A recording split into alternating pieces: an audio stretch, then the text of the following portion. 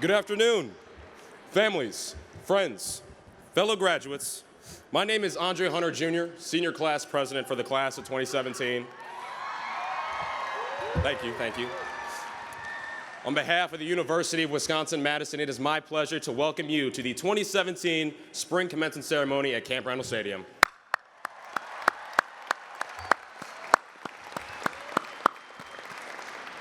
Now, today surely is bittersweet. It marks the end of a chapter of hard work and good times, but it also opens us to unwritten pages, waiting only to be filled with even bigger memories and brighter accomplishments. And we have many to thank after finishing this marathon called college. There's many people around the world that don't get to cross the finish line like us, and there's some people that don't even get a chance to start the race. So let's thank our families and their now empty pockets. Thanks, Mom and Dad.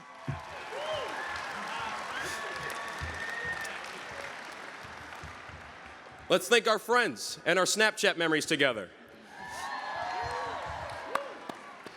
And let's thank our professors for their good grading curves and maybe their insensitivity to us Facebooking in lecture. Here. However, let's not overlook who's actually crossing the finish line today. It's you. It's our names on a diploma. You know, my father always told me that the only person who could stop you is you. Let me say that one more time. The only person who can stop you is you. You see, we often forget how much of a role we have in shaping our lives. We choose how hard we want to work to succeed, but also how easy it is to throw in the towel. Now, it's no secret that this marathon was going to be an easy run. You tripped up a couple times. I see here a couple missed classes there. Maybe you took a break during the race. You switched your major, or maybe you took a semester off. But through the ups and downs, you were the one that kept on huffing and puffing to the finish line. It wasn't your mom doing your homework. It wasn't your friends going to executive board meetings for you. It was you who walked Bascom Hill in the snow to get to class every morning. You know, it's a lot of calories. It was you who showed up to practice early so that 80,000 Badger fans would get to scream in these very stands, 1st and 10, Wisconsin. I'll give it up. It was you who blocked out the haters, the theys who said you couldn't get into Wisconsin Law School, who said you couldn't make the dean's list. Class of 2017, pat each other on the back. You are graduating today because you took control of your own destiny. There you go.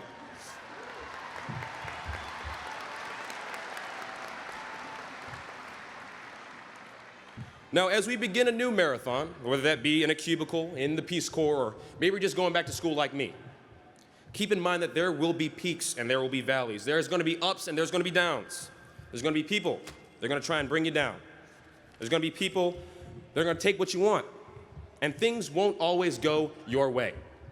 But know this, class of 2017, if you unlock what is possible in you, you'll unlock the impossible in your dreams.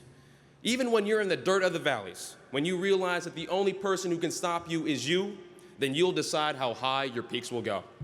Thank you so much for your time, everyone. Enjoy the ceremony, and always remember, on Wisconsin.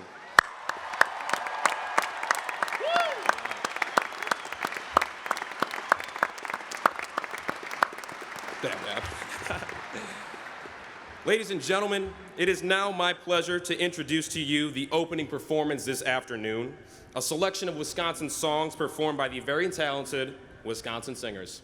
Please give it up. Please give it up. Wow. There we go. All right. On Wisconsin, plunge right through that line. Run, the ball clear down the field, boys, touchdown, sure this time. You rock, rock. On Wisconsin, fight on for her fame. Fight, fellas, fight, fight, fight, we'll win this game. Oh, whoa,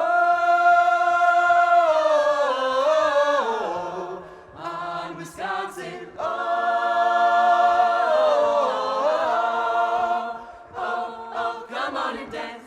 come on and dance, let's make some romance. You know the night is falling and the music's calling and we gotta get down to Swing Town.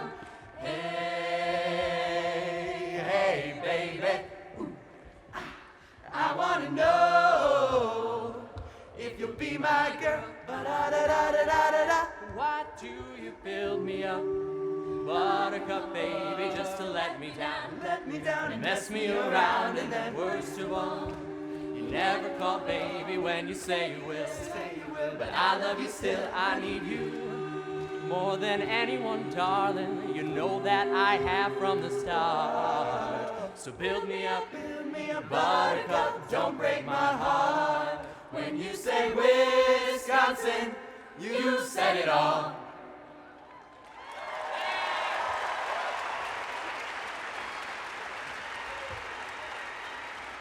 Please rise for the 2017 Spring Commencement Academic Processional.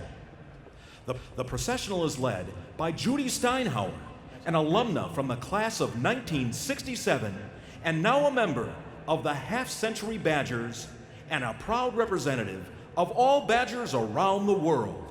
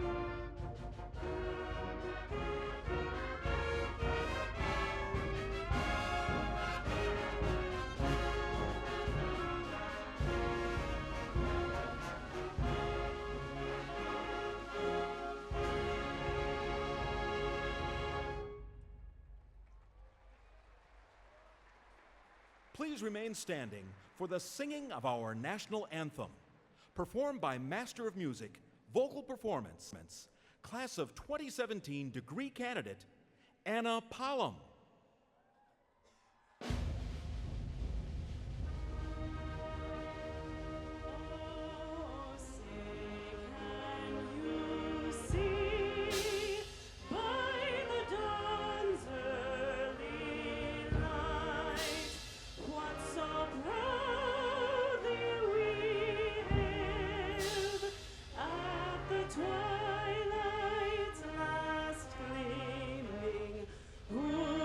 Stripes and bright stars through the perilous fight.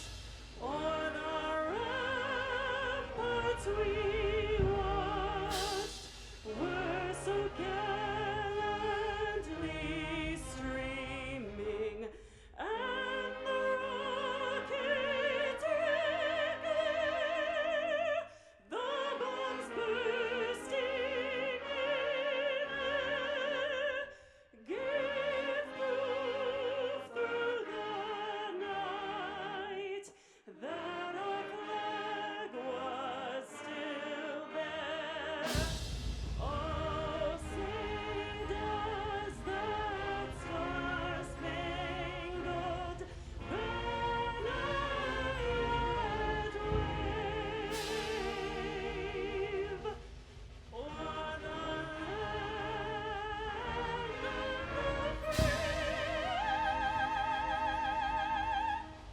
free and the home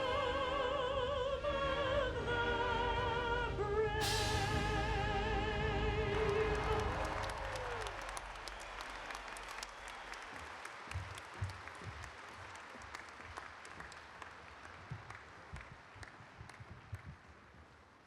Good afternoon. Welcome to Camp Randall Stadium and to the 2017 Spring Commencement of the University of Wisconsin-Madison.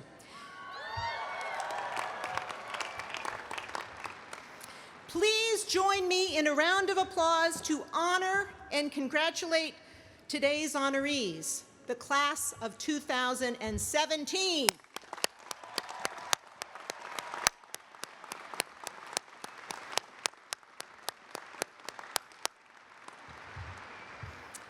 We brought commencement back to Camp Randall 3 years ago, reestablishing a long-time tradition. It's great to be gathered in one place with all of the graduates and their families and friends. I hope you're enjoying this beautiful day. We ordered it up specially. The director of the National Weather Service is a University of Wisconsin alum. So we like to think we have some influence over these things. And you got it way better than last year's class, because last year we had snow flurries and most of us on the platform party were wearing red Wisconsin mittens. At this point in time, it's my great pleasure to introduce you to the members of our official party. I'm going to ask each of them to rise when their name is called and remain standing. And then I'll ask the audience to please hold your applause until all members of the party have been introduced. Rebecca Blank, Chancellor. Janice Mueller, UW System Board of Regents.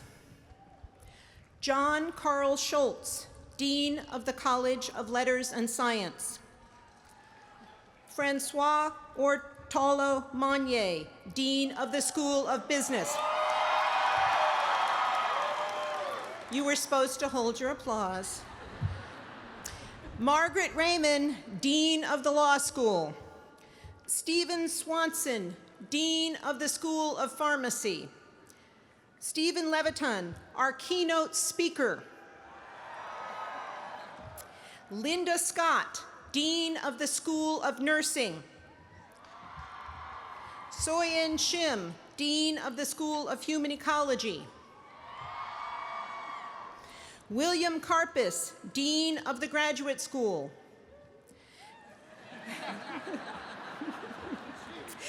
Catherine Vanden Bosch, Dean of the College of Agricultural and Life Sciences. Charles Haslett, Vice Chancellor for University Relations. Loren Heller, Vice Chancellor for Finance and Administration. Marcia Malik, Vice Chancellor for Research and Graduate Education. Raymond Tafora, Vice Chancellor for Legal Affairs. Diana Hess, Dean of the School of Education. Scott Ofchatik, the Registrar. Andre Hunter Jr., Senior Class President. Martin Barron Weiss, Senior Class Vice President. Scott Bembenetic, Senior Class Communications Director. Akmal Hakim Ahmed, Senior Class Philanthropy Director. Haley Joe Kimmin, Senior Class Events Director. Mark Markell, Dean of the School of Veterinary Medicine. Jeffrey Russell, Dean of the Division of Continuing Studies. Amy Wendt, Professor, Electrical and Computer Engineering, and Chair of the University Committee, which is the executive committee of our Faculty Senate. Robert Golden, Dean of the School of Medicine and Public Health. Paul Robbins, Director of the Nelson Institute for Environmental Studies. Ian Robertson, Dean of the College of Engineering. Lori Berkwam, Vice Provost for Student Life and Dean of Students. Guido Podesta, Vice Provost and Dean of the International Division. John Baldacchino, Executive Director of the Arts Institute. Paula Bonner, President and CEO of the Wisconsin Alumni Association. At this time, I'd also like the members of our faculty who are present to please stand. And finally, the graduates who were chosen by their deans to represent their school or college by carrying its flag in the academic procession, please stand. Please join me in welcoming these distinguished individuals.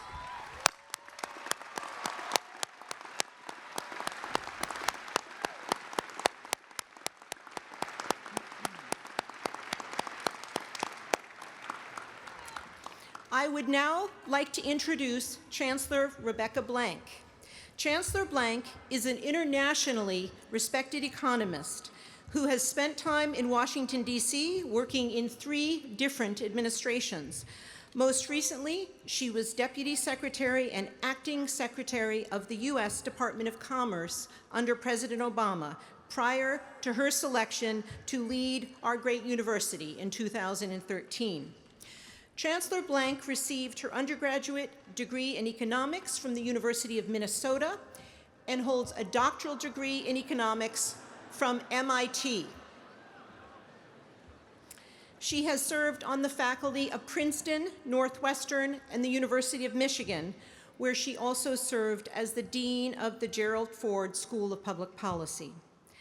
As Chancellor, she has committed herself to maintaining the university's positions as one of the world's top centers for discovery and research, educating students to compete in a global economy, and helping University of Wisconsin experts to share their knowledge and innovation with the state, the nation, and the world, what we call the Wisconsin idea. Please welcome Chancellor Rebecca Blank.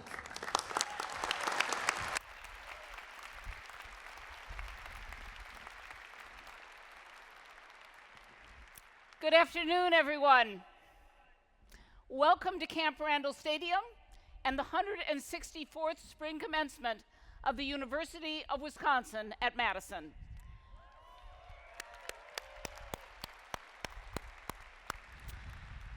Today, close to 7,000 bachelor's and master's degree candidates will become alumni of one of the world's greatest universities.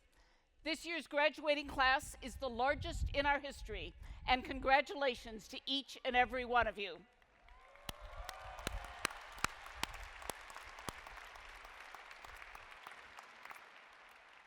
Camp Randall is marking a major milestone of its own this year, its 100th birthday as UW's football stadium. And just for the record, our first game here in 1917 was a shutout when we trounced the University of Minnesota.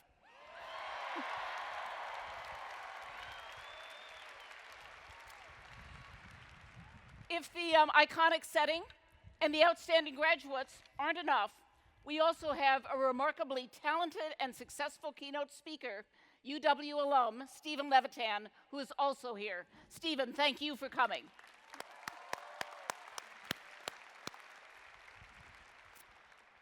Class of 2017, you are about to earn a degree from one of the top 25 universities in the world.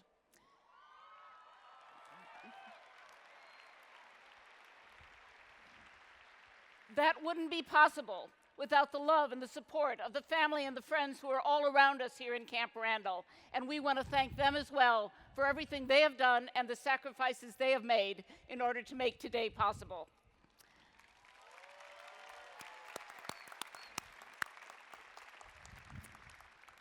So before I talk about what's next, let me invite you to enjoy just these last few moments together with your classmates.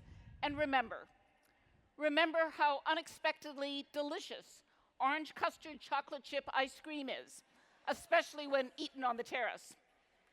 Remember some seriously big battles for Bascom. Remember those bowl games, the Women's Frozen Four, back-to-back trips to the Final Four, and many more great Badger moments.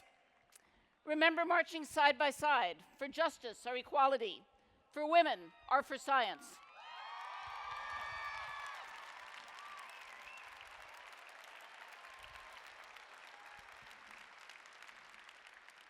And remember some of the difficult moments as well. Difficult moments perhaps for you personally, difficult moments that have brought us together as a community to think about who we are and what we are. I want to say a word in memory of a bright and talented member of the UW family, Wenxing Hui, better known as Wendy. Wendy's death by an alleged drunk driver less than a month ago, just weeks before she was to graduate, makes this a bittersweet moment for classmates, friends, and teachers who knew her. And there are others in your class who didn't make it to graduation, and we remember them as well. But today is about celebrating your accomplishments. The class of 2017 is a remarkable group with talented and diverse students such as Catherine Feindor, who's combining a degree in biomedical engineering with an interest in fashion design to create high-tech clothing for people with injuries and disabilities. Deshaun McKinney, who won 2 of this nation's most prestigious scholarships and is now off to the London School of Economics with a Marshall Scholarship to pursue his master's degree. And Helena Record and Jackie Leitch, who never imagined when they came here that part of their UW experience would involve bringing Wisconsin dairy cows to a village in Eastern Africa. That experience convinced them both to pursue graduate work in public health. All of you are graduating at a time when this nation and the world is facing enormous challenges. I hope you're going to be successful in bringing what you've learned to meet those challenges. Now, how you do that's going to be up to you. But the first step is to figure out what being successful means. Let me tell you how one of our alums answered that question. How many of you out there own a Scani t-shirt? I'm not going to ask how many are wearing it under their gown. For those who are from out of town, a Scani is anyone who loves Wisconsin, with extra points if you eat brats, cheer for the Badgers, know what a bubbler is, or own a mailbox shaped like a tractor. The Scani Nation t-shirt was born in one of our freshman dorms, the invention of a student named Troy Vossler. Scani was a runaway success, but Troy wasn't satisfied with that. He realized that being successful meant more than just running his own startup company. It also meant sharing what he'd learned with others. So he created a business incubator called Generator to help entrepreneurs launch new businesses. Each of you has been educated in the Wisconsin tradition of public service, as the provost noted, what we call the Wisconsin idea. I hope one of the things that you've learned is that success means serving a larger cause, as Troy does, that may be bigger than yourself. But knowing what success means and becoming successful are two different things. It's sort of like the difference between wanting to be a doctor and actually finishing medical school. Now, I can't tell you exactly how to be successful, but I can give you a couple of rules for success. Rule number one, ask the right questions. All of you have made some important choices in your life so far. You chose to come to UW. You decided what program of study you wanted to pursue. You're going to face more choices at every step along the way, in your job, in your future schooling, and in your personal life. When those choices are in front of you, you want to ask the following. What do I love? What am I good at? Which of these choices will help me come closer to the person that I want to be? These are the questions that will lead you in the right direction and help you set your next goal. Now, I know there are a few of you who have already asked these questions. Some of you quickly decided, after arriving at UW, to combine what you loved and what you were good at by, for instance, sampling every menu on every food cart in Library Mall. That's a good start. But now try asking those questions when you think about something a little larger. Find the place where your skills and passion come together, and you'll find where you can be successful. Rule number two, take some risks. None of us succeeds by playing it safe all the time. I hope that we've taught you to push your boundaries, that you can do maybe more than you thought at the beginning, even when that scares you just a little bit. Trying new things will teach you something about yourself, and even, maybe especially, when you try something and it doesn't succeed. Abraham Lincoln lost 8 elections. Michael Jordan was cut from his high school basketball team. And before he co-founded Microsoft, Bill Gates started another company called Trafodata, a major flop. The key to success is not avoiding risks, it's embracing them and learning from the result. Wherever your path leads next, I hope you will define your success by the difference that you make in the world. I hope you'll find work you love and have the opportunity to work with people you can learn from and who in turn can learn from you. I can't wait to hear what each of you does next, but wherever you go, be sure and come back to visit us every so often here in Madison. You will always be part of UW, and I hope that UW will always be part of you. So thank you for making this university a better place while you are here. Congratulations to all of you, and on Wisconsin.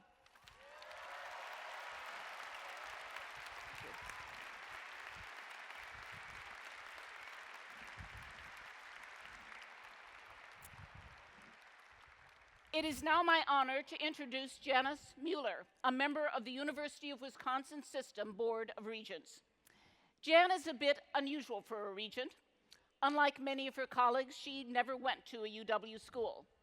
Yet she is an expert on this university and others in the system. That's because she spent 35 years studying the inner workings of these schools in her role at the State of Wisconsin Legislative Audit Bureau. That work prepared her to help steer the $6 billion enterprise that is the UW system. And I should note that Jan, even if she isn't an alum, is a passionate Badger fan. She and her husband have been faithful season ticket holders right here at Camp Randall for 30 years. And for those of you who've followed the Badgers that long, you know that that was occasionally a labor of love. So please join me in welcoming one of the most thoughtful and well-prepared leaders among the regents, Janice Mueller.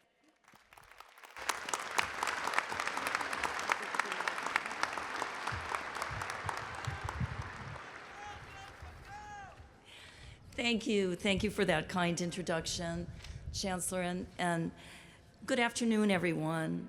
It is a privilege to be here today to share in this special celebration.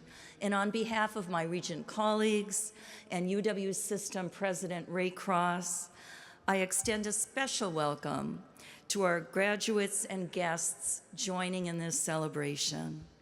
Graduates, many people have helped you along your journey, providing support in ways both big and small. From your family and friends, teachers and UW professors and staff, there have been a number of people dedicated to your success. Together, they have all had a stake in your reaching this big day, and I know they share in your joy. Today is about your future. You have put in years of hard work, and the education you received and the experience you have gained along the way, they're tremendous assets. Perhaps even more than you know, you are prepared for whatever the future may hold. Frankly, candidly, I had no idea what my future would hold, growing up as I did in a small town in the Upper Peninsula of Michigan. Until high school, there were only 9 in my class. But I vividly remember that for both my 8th and 12th grade graduations, my classmates and I voted on class mottos, which were then displayed prominently on the graduation stage. They were launched but not anchored, and climb though the rocks be rugged. Clearly, I and my classmates were focused on sailing and climbing in our future. While I concede these mottos were somewhat far-reaching, I submit that they are applicable for you today. You are certainly being launched from UW-Madison, and what a launching pad this is. And we all encourage you to continue to climb, maybe around or over some rocks if necessary, but to climb to reach your summit, and when you do, to soar. My fellow regents, your loved ones, your professors, and all those who helped you could not be more proud. Congratulations, and go Badgers.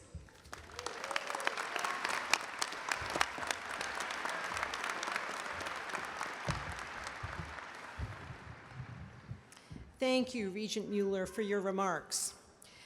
I would now like to introduce Andre Hunter, Jr., who you heard from earlier, who will welcome our keynote speaker. Andre of Chicago, Illinois, is the president of the class of 2017. During his time here at UW-Madison, he has had a tremendous impact. A political science major, Andre has served in all 3 branches of student government, as well as the statewide vice chair and as a national council member for the College Democrats of America.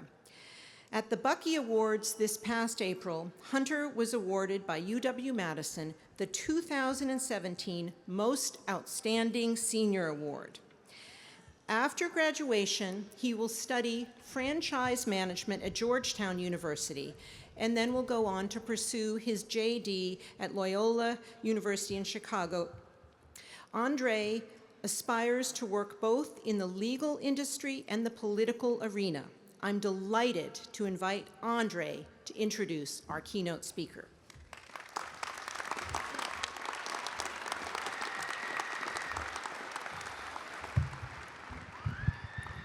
Thank you, Provost Mangelsdorf, for the kind words, much appreciated. Class of 2017, as I look out at you all, I see faces of excitement and anticipation. But I also know in the back of our minds we're a little uneasy and unsure about the future. Will I enjoy my first job out of college? Was a master's in comparative literature really my true calling? How long will it take for me to pay off my student debt? Now, rest assured, all these concerns are understandable. So to help ease graduates into the next chapter of their lives, the senior class office, in its pursuit to find commencement speakers, strove to bring Badgers back. To find Badgers who not only put the Wisconsin idea into action, but who could also ignite a fire in graduates to create their own stories in the next chapter of their lives. Now, for our family and friends new to the term, it was coined in 1904 by UW President Charles Van Hise to help guide graduates to bigger and better things after graduation. He said, "I will never be content until the beneficent influence of this university reaches every family in the state. 113 years later, it still rings the same. Wherever we go, we must take what we've learned inside and outside the classroom and serve our neighbors and communities to the best of our abilities. As a result, we were honored to bring inspirational Badgers back to campus to share their stories, such as Apollo 13 Commander Jim Lovell, who received an honorary degree and delivered the keynote address to the winter 2016 graduates, and our keynote speaker for today, Stephen Levitan. Give it up, give it up.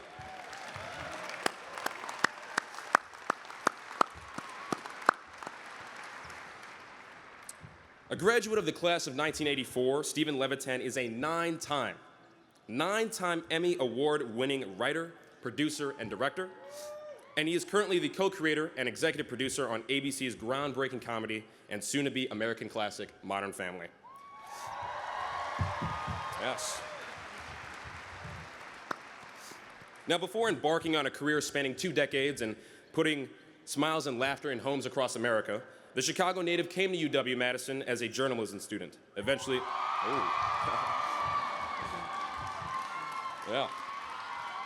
He came to UW-Madison as a journalism student, eventually becoming an active member in both the Integrated Liberal Studies program and with Wisconsin Public Radio. Sorry. After earning his degree in communication arts in 1984, Levitan became a reporter for Madison's ABC affiliate and then worked as a copywriter with the Leo Burnett advertising agency. However, Levitan chose to pack everything up and chase his true dream, screenwriting.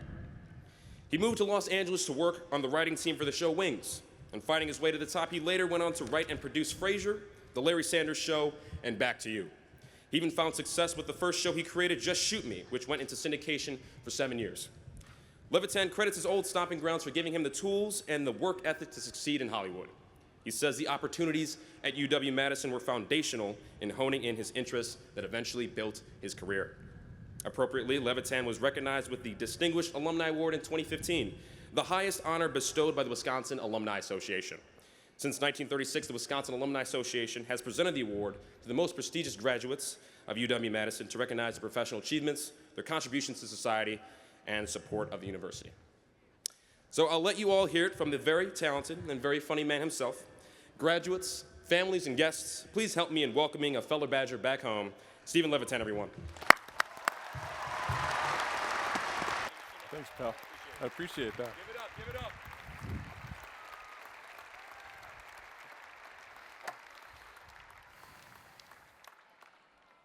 Wow, this is insane. I got to admit, I could use a little help from the Dean of the School of Pharmacy right now.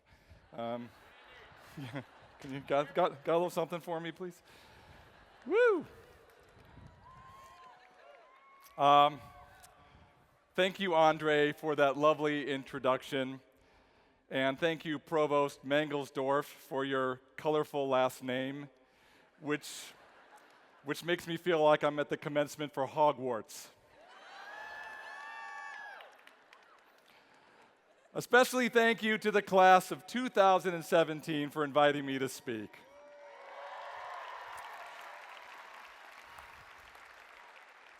It means so much because I have kids about your age who are here today, and I want them to witness what it's like for people to actually listen to me.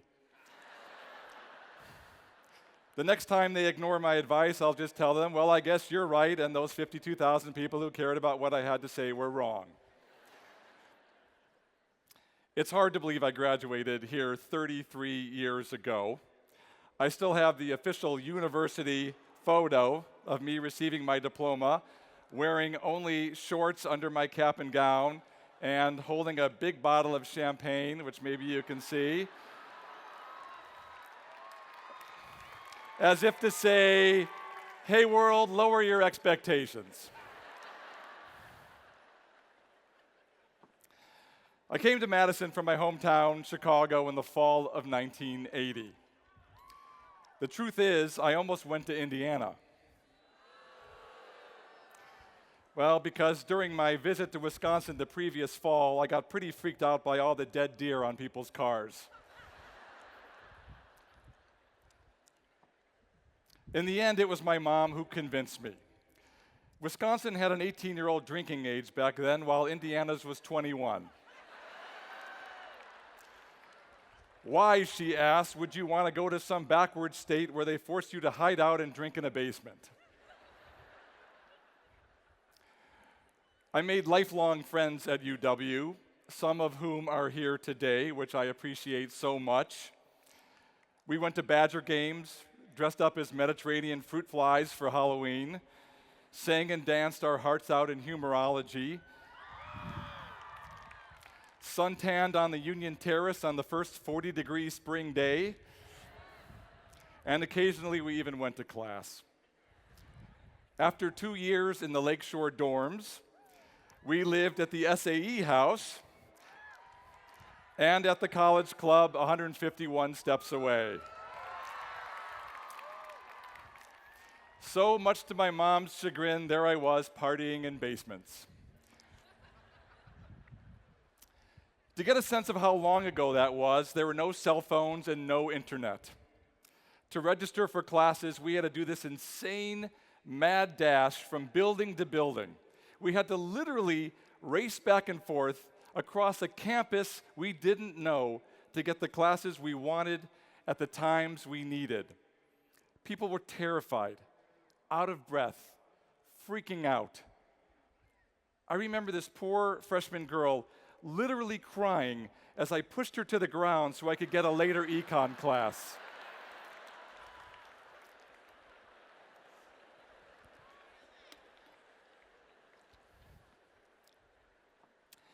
We wrote papers on typewriters. We took Polaroids and listened to albums on vinyl. Not to be hip and old school, back then old school was just school. There was no Facebook. If we wanted to friend someone, we had to actually meet them. And if we wanted people to know we did something cool, we had to awkwardly work it into a conversation like, wow, that exam was as hard as when I climbed Machu Picchu. Or that ice cream is as sweet as Molly Ringwald, with whom I recently took this Polaroid. There was no Tinder, no Bumble, no Grindr. If we wanted to hook up with someone, we couldn't just look on our phones. Our phones were attached to the wall, and there was nothing on them except a dial tone. We had to approach people in real life and use our wit and our charm, so we were almost always alone.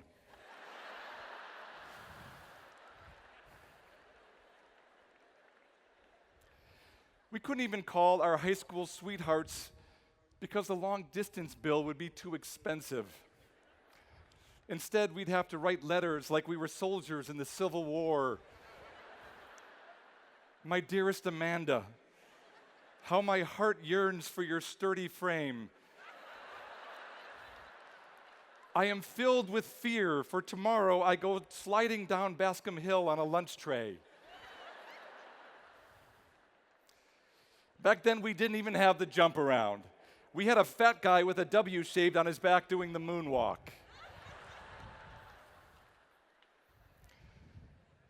So I must admit I'm a bit jealous of all the advantages you've had. But just like on a John Cougar Mellencamp record, there's a B-side.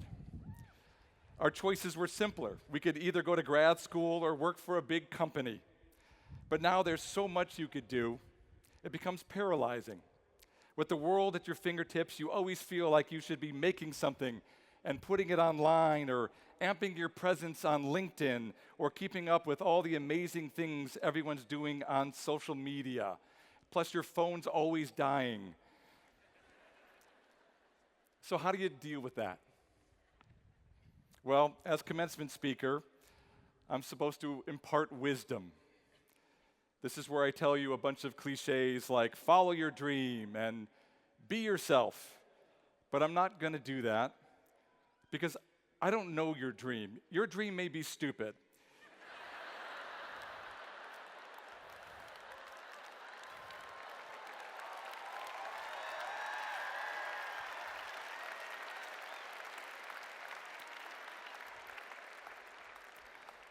Your dream may be to open a DVD store or sell Jell-O art. Those are bad dreams. Don't do it. And if you're like my freshman roommate, maybe you shouldn't be yourself. Anybody else would be better.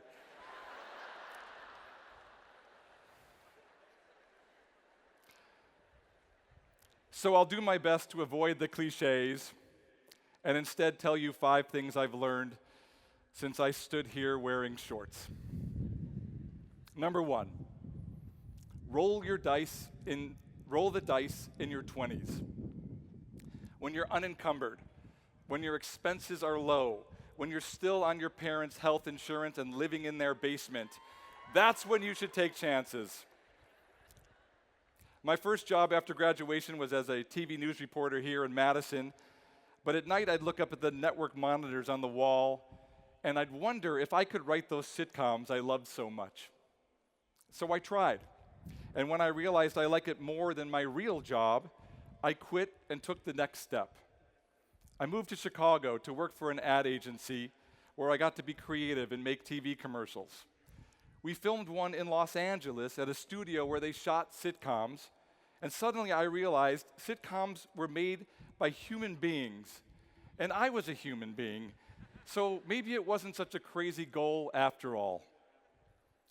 So at 27, I took a job making trailers and TV commercials for a movie studio and moved to LA.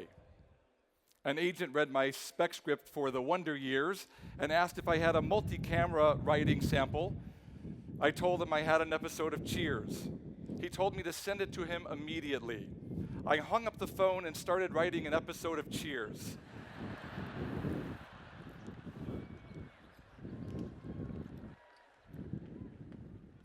A year later, the right people read that Cheers script, and I was offered my dream job as a staff writer on a television comedy. I had 4 careers in 7 years, either because I refused to play it safe, or more likely because I had a severe case of ADD. Number 2, succeed or fail on your own terms. Very early in my writing career, a friend told me a story that has served me well ever since. He had created a show with 2 lead characters who were always butting heads. The network told him to tone down the relationship and make them nicer to each other so they would be more likable. He said, no, that's the crux of the show, the fire between them. They said, if you want to get it on the air, you'll do it. So he did. And the network passed on his show, saying the dynamic between the 2 main characters felt flat. He said, but you told me to tone it down. And they said, well, you shouldn't have listened. When I created my first show, I was fairly young and just the kind of person studio and network executives were most likely to push around. But that story kept popping into my head, so I was respectful, but when I felt strongly, I stuck to my guns. Footnote, this works best when you're right. I can't help you with that. Number 3, it's hard to fail 10 times in a row. Professionally speaking, the years 2000 to 2008 were not my finest. After my first success creating a show, I did 8 shows in a row that were canceled after 1 season or never picked up in the first place, and frankly, I was sick of failing on my own terms. So I took some time off and I spent a lot of days in my gym clothes without ever going to the gym. Then I took a shower and called an old friend who was coming off his own set of failures, and we decided to shake things up and work together. And we failed yet again. For me, that was now 9 shows in a row.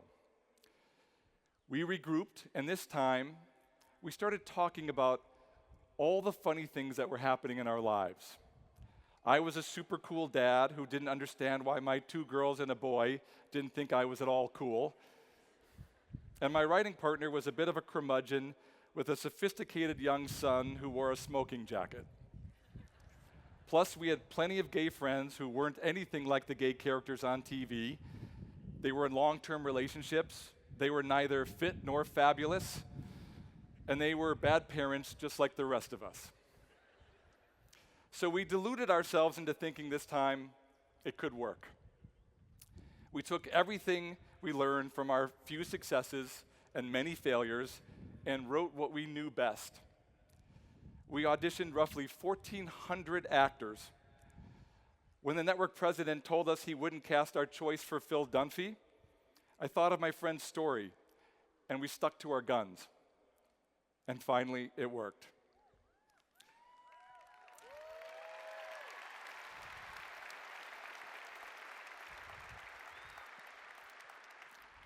Now, gratefully, I'm introduced as the co-creator of Emmy-winning Modern Family, and no one remembers I'm the idiot who failed 9 times in a row.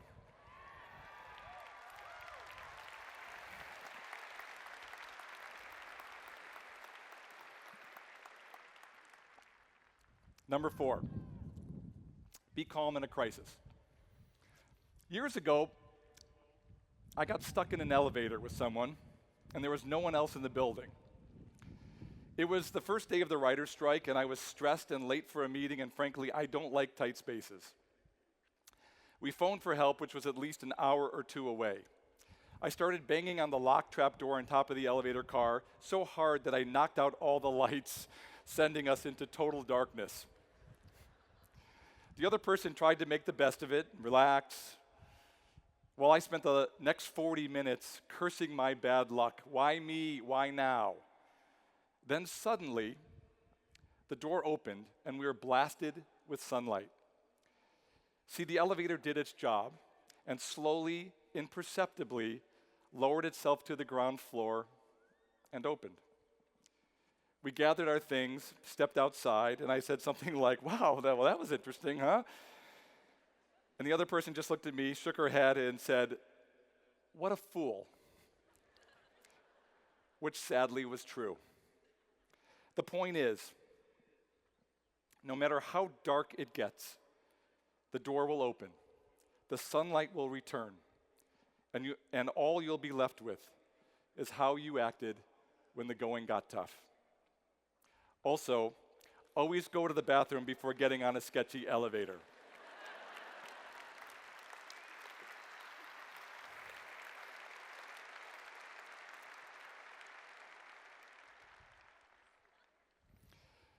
Finally, number 5, it's hard to live up to your potential when you don't like what you do.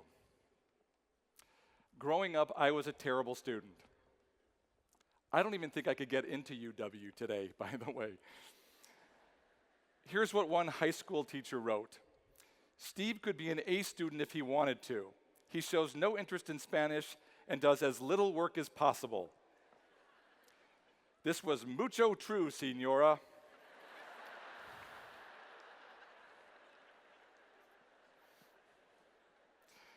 And had I settled for a job in which I showed little interest, I guarantee that would have been my report card for life. I would have been a mediocre journalist or a decent ad man. But because I love what I do, I happily give it my all, and I've been able to rise above my Spanish teacher's expectaciones.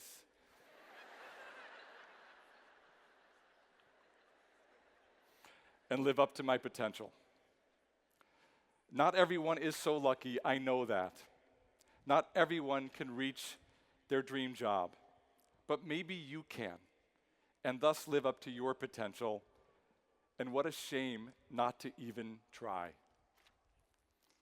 This is a true story. I was about halfway to work one day about 10 years ago when all of a sudden a person popped up in the back seat of my car and said, "Hi, Daddy." I nearly drove off the road. Fortunately, it was my then 11-year-old daughter who decided she was coming to work with me. It was a day all the writers would sit around a table and dream up new ideas for stories. What if Phil did this? What if Mitch and Cam did that? Unfortunately, this day we hit a lot of dead ends, and my sweet little daughter got to witness all the bizarre ways we tried to get back on track. The running jokes, the latest gossip, the competitive game of Name That Tune. And by 6 p.m., all we had to show for our day's work was a bunch of notions that added up to nothing. Still, I was thrilled that Allie had a chance to experience the creative process and see people doing what they love and thus living up to their potential. We got home and she said, "Thanks for taking me to work with you, Daddy. It's so amazing to see what you do." And then she walked into the kitchen, turned to her mom and said, "It's a wonder we have a roof over our heads."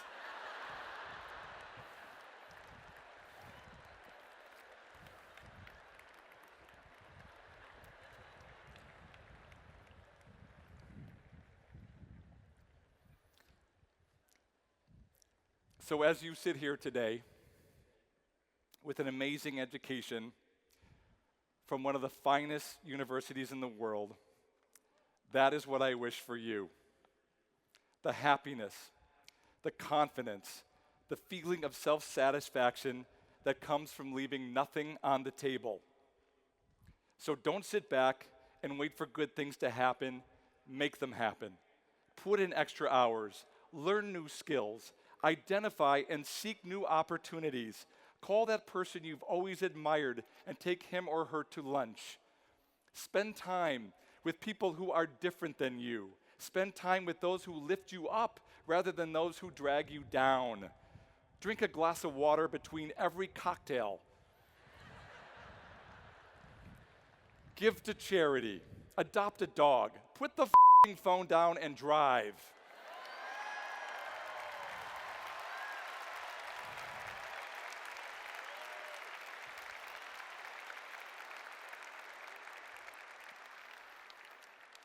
Ask out the person who's out of your league. Don't be the boring one who never dances at weddings.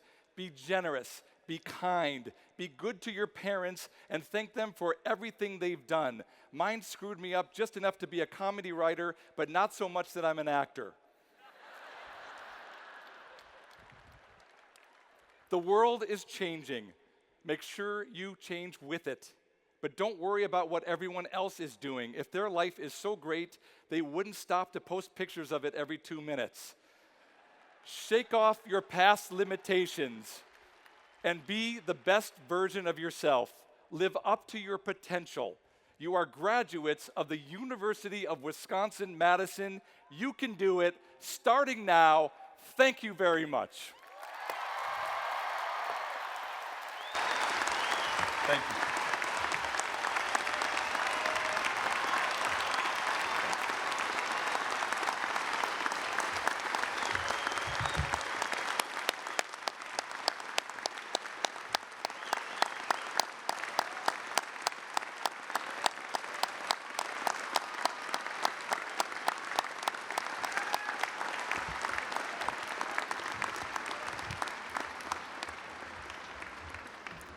Thank you, Mr. Levitan, for your inspiring words to our graduates.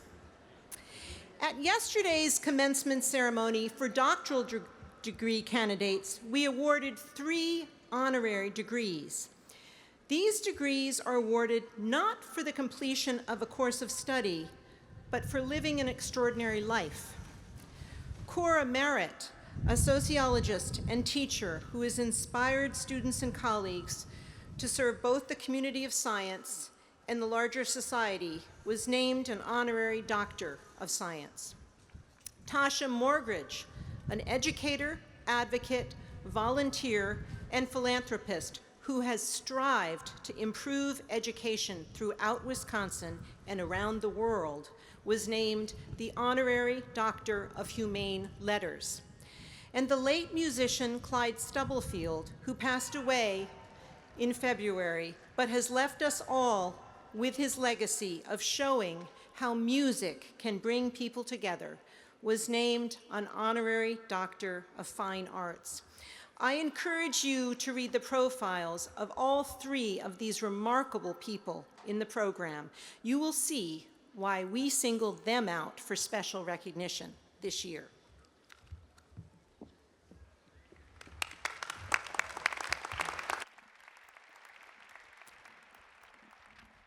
Now, for the conferral of graduate degrees, I call upon Margaret Raymond, Dean of the Law School.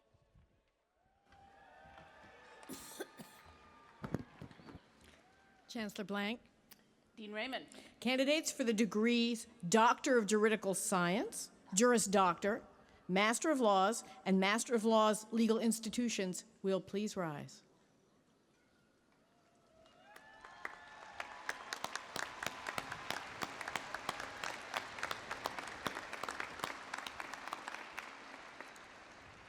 Chancellor Blank, these successful scholars have spectacularly completed the requirements of the courses in law. Upon the recommendation of the faculty of the law school, I present these candidates for degrees.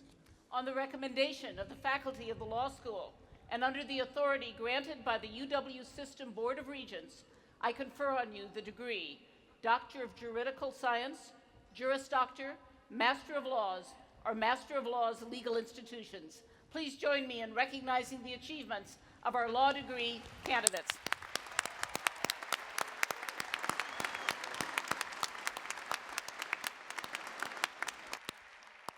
Candidates may be seated. I would now like to call upon William Karpus, Dean of the Graduate School, who will present the candidates for master's degrees. Candidates for master's degrees will please rise.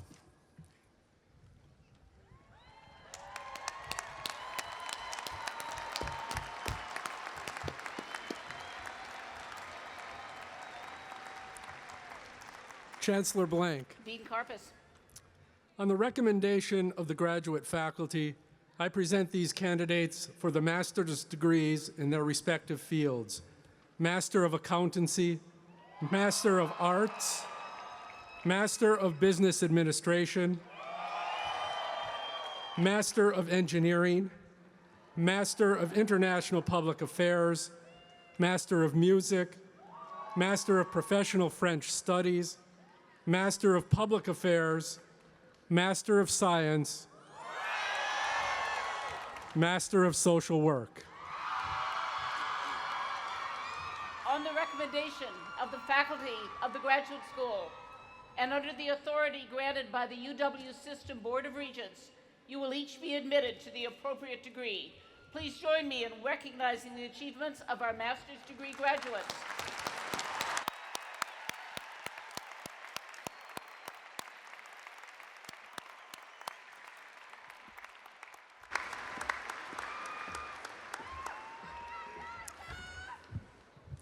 I would now like to introduce Martin Baron Weiss.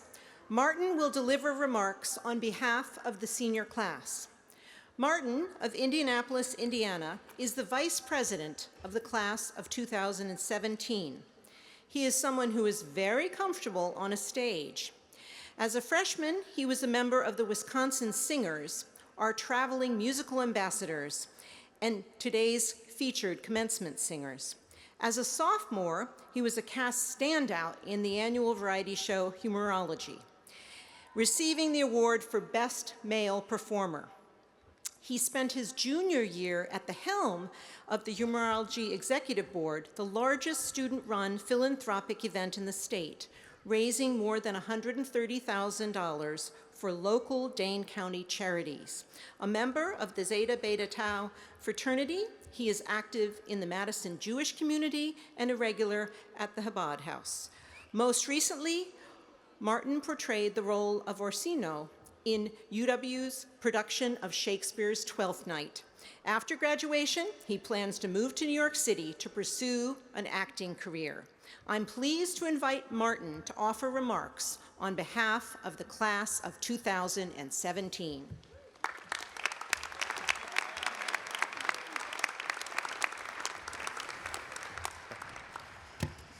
All right. Thank you, Provost Mangelsdorf. I'm honored to have this opportunity to share my story, which is really a story about all of you guys and how we've managed to impact each other's lives throughout our brief time here. I remember when I first found out that my father wasn't going to be able to be here today. I was 19. It was winter break of my sophomore year, and my sister Riva and I had just returned home after spending the afternoon attached to the side of a hospital bed. There we were, glued to the couch in the living room of our childhood home, each trying to make sense of what we had just been through. One short week before, we knew exactly who our father was.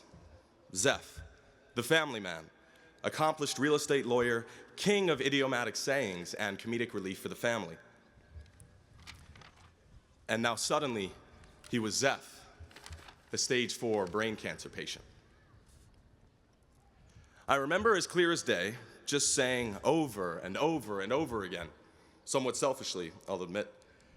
As long as he makes it to commencement, I'll be happy. Suffice it to say, he couldn't make it. In fact, he never stood a chance. Of course, I refused to believe this at the time. You know, this is my father we were talking about. Strongest man I had ever met. He couldn't possibly be on the outs. At the request of both my parents and all three of my sisters, I returned to campus that spring. They knew, arguably maybe better than I did, that I needed to be here. 9 months later came yet another night that would forever change my perspective and outlook on life. You know that one possession, maybe a t-shirt or a photograph or a piece of jewelry that, if hypothetically speaking, of course, your house caught fire, you'd rush in to retrieve? Well, for me, that was my Magen David, more commonly known as a Jewish star. My father gave this necklace to me as his father had given it to him on the eve of my bar mitzvah, and I've worn it almost every day since. But one fateful night, some kid looking for stuff to pawn broke into the Zeta Beta Tau fraternity house and stole my star. I was in the middle of a philosophy lecture when my friend called to let me know what had happened. That walk back to the fraternity house after class was easily the longest walk of my life.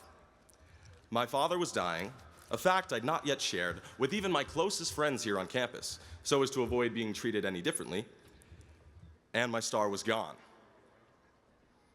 As I rounded the corner between Lake Lawn Place and North Henry Street, I was immediately surrounded. There were friends, neighbors, and even a couple of eager reporters wanting to speak with me. I was dumbfounded. Couldn't believe that the reporters were here to speak with me. About what? I remember asking myself. As it turns out, my fraternity brothers had called several local pawn shops and local news networks to let them know to spread the word about the loss of my star. The networks were determined to share my story and help me retrieve this family heirloom. The response from this community of Badgers, as well as the broader Madison community, was simply stunning. Tweets were fired off left and right. Images of the perpetrator started to circulate widely across social media, Facebook, Instagram, etc. And in the process of being interviewed about the heirloom, I revealed that my father was suffering from stage 4 brain cancer. My big secret was finally out. What would happen next, though, taught me a lesson that I won't soon forget. People I'd never met approached me on the street and offered their condolences, both about my father and my necklace, all the while reassuring me that the star would be returned. It was unreal. The outreach and support I received during this time was incredible. Through this experience, I came to realize a couple things. First, that there is no shame in asking for help, in seeking comfort, guidance, or reassurance from those around you. Your pride won't suffer simply because you ask for help. And I'm going to take a moment and reiterate that. Your pride won't suffer simply because you asked for help. You won't be any more or less of a person. You won't be looked down upon, pitied, or anything like that. Truly, on the contrary, you will be uplifted, raised, relieved of the crippling pressure and growing anxiety you're facing by choosing to go at it alone. And second, this community of Badgers is truly special. As a Badger, you're never alone. We're poised to join a community of some 400,000 Badger alumni. Connect with them, reach out to them, and ask them for help. They will be there for you, just as you were here for me, and as all of us have been here for each other. Now, I may have lost my father, and while nothing can replace him, I find comfort in knowing that I'm a part of this wonderful family of Badgers. And I hope you do too. Moreover, believe it or not, within 72 hours of the theft, the star was returned. You got it here with me now.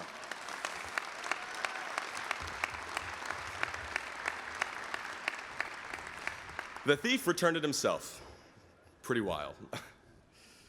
I'd like to thank you all for your time this afternoon, as well as end my remarks by wishing everyone the best of luck and by reminding you all once more to tap into your new communities after graduation, wherever that may be. And remember, there's no shame in asking anyone, especially your fellow Badgers, for help. Thank you very much.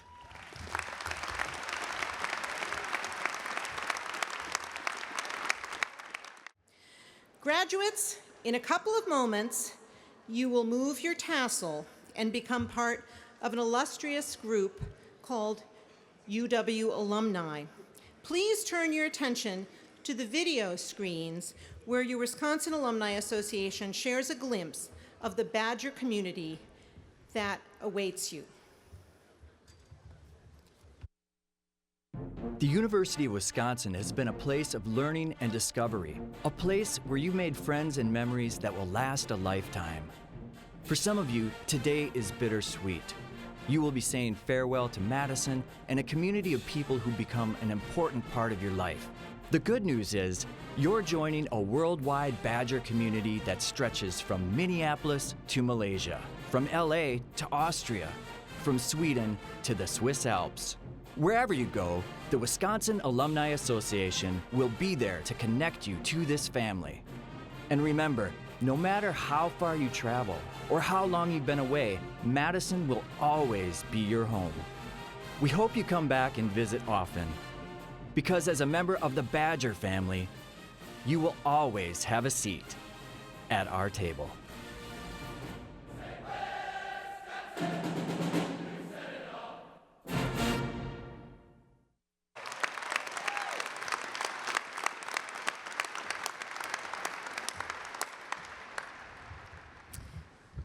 At this point in our program, I'm pleased to acknowledge those bachelor degree candidates who have distinguished themselves scholastically by ranking in the top 20% of their school or college, or by participating in the honors program. These students are attired with honors stoles, solid cardinal red, or white with red chevrons. I would like these students to stand and have you join me in recognizing their achievements.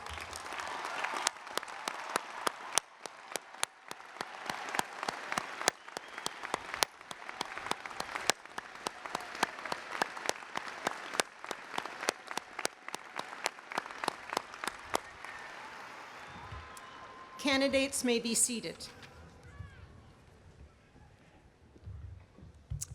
Now for the conferral of bachelor's degrees. I call upon Catherine Vanden Bosch, Dean of the College of Agriculture and Life Sciences.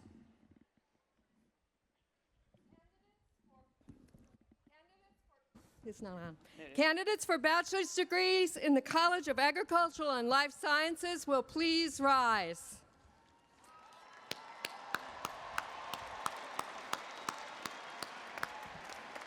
Chancellor Blank. Dean Vanden Bosch.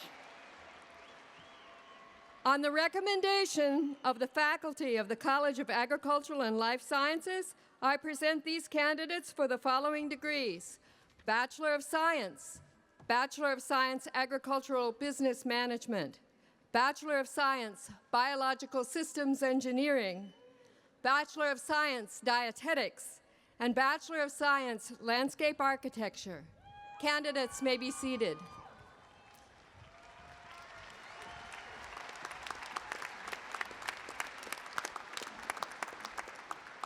I now call upon Francois Artalio-Magnet, Dean of the School of Business.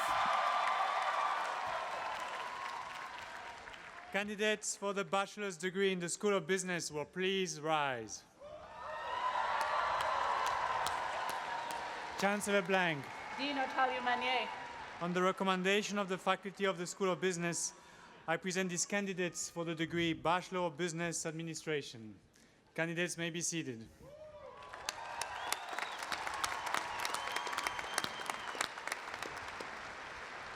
I now call upon Diana Hess, Dean of the School of Education.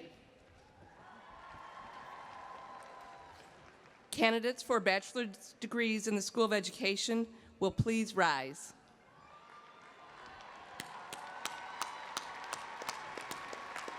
Chancellor Blank. Dean Hess. On the recommendation of the faculty of the School of Education, I present these candidates for the following degrees: Bachelor of Fine Arts, Bachelor of Science Art, Bachelor of Science Art Education, Bachelor of Science Athletic Training, Bachelor of Science Dance, Bachelor of Science Education, Bachelor of Science, Kinesiology, Bachelor of Science, Physical Education, Bachelor of Science, Rehabilitation Psychology, Bachelor of Science, Theater and Drama. Candidates may be seated.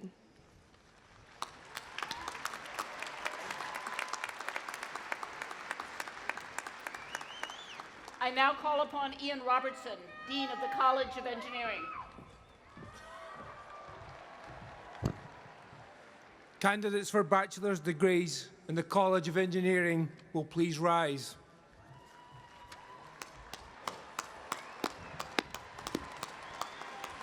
Chancellor Blank. Dean Robertson.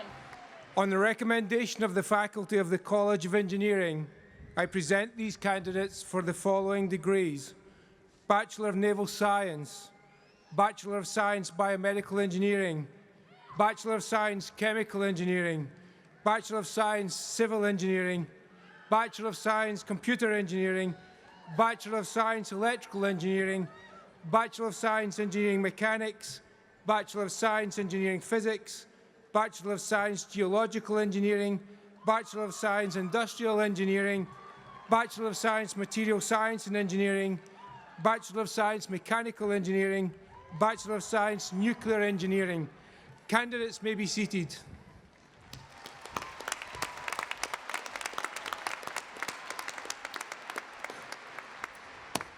I now call upon Soyan Shim, Dean of the School of Human Ecology. Candidates for bachelor's degrees in the School of Human Ecology will please rise.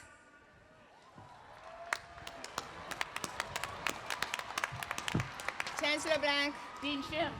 On the recommendation of the faculty in the School of Human Ecology, I present these candidates for the following degrees: Bachelor of Science, Community and Nonprofit Leadership, Bachelor of Science, Human Development and Family Studies, Bachelor of Science, Human Ecology, Bachelor of Science, Interior Architecture, Bachelor of Science, Personal Finance, Bachelor of Science, Retailing and Consumer Behavior, Bachelor of Science, Textiles and Fashion Design. Candidates may be seated.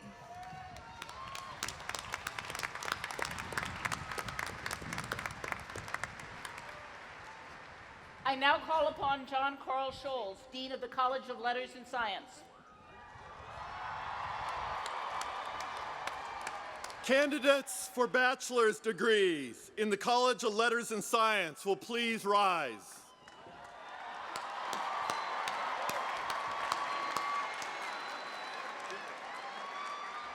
Chancellor Blank.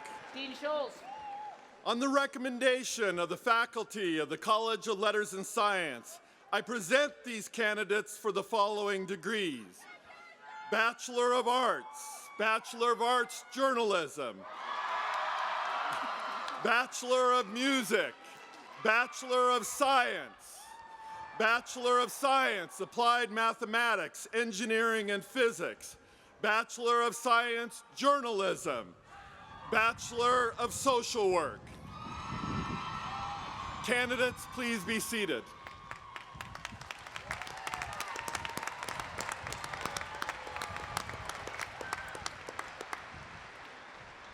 I now call upon Linda Scott, Dean of the School of Nursing. Candidates for a bachelor's degree in the School of Nursing will please rise. Chancellor Blank. Dean Scott. On recommendation of the faculty of the School of Nursing, I present these candidates for the degree Bachelor of Science, Nursing. Candidates may be seated.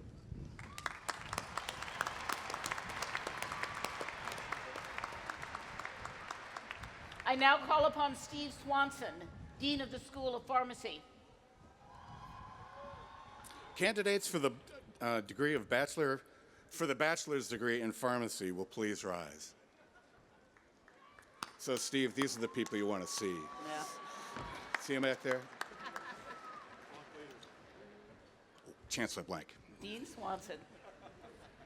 On the recommendation of the faculty of the School of Pharmacy, I present these candidates for the degree Bachelor of Science in Pharmacology and Toxicology. Candidates, please be seated.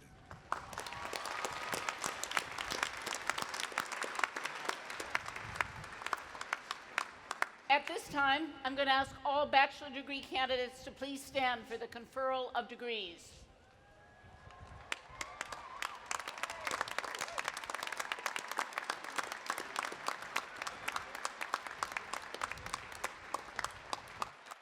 On the recommendation of the faculty and under the authority granted by the University of Wisconsin System Board of Regents, you will each be admitted to the degree appropriate to the courses you have completed. Congratulations. Please join me in welcoming the achievements of our degree candidates.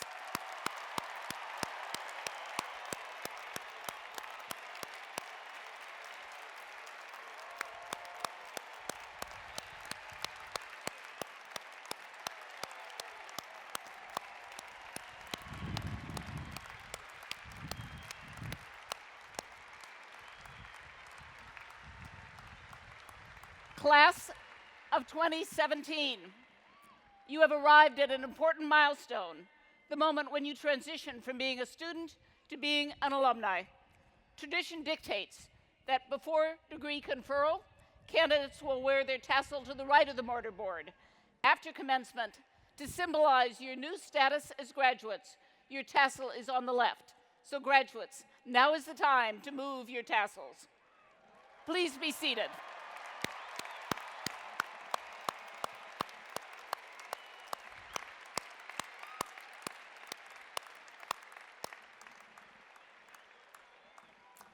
In a moment, our celebration will end with the singing of varsity.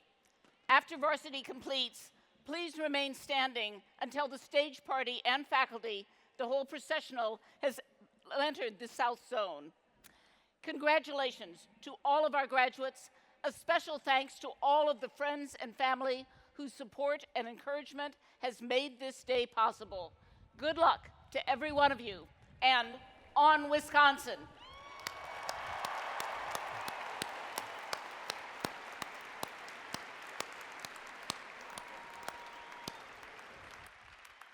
To conclude the celebration, please join Professor LeCrone and the University's School of Music Band in singing Varsity.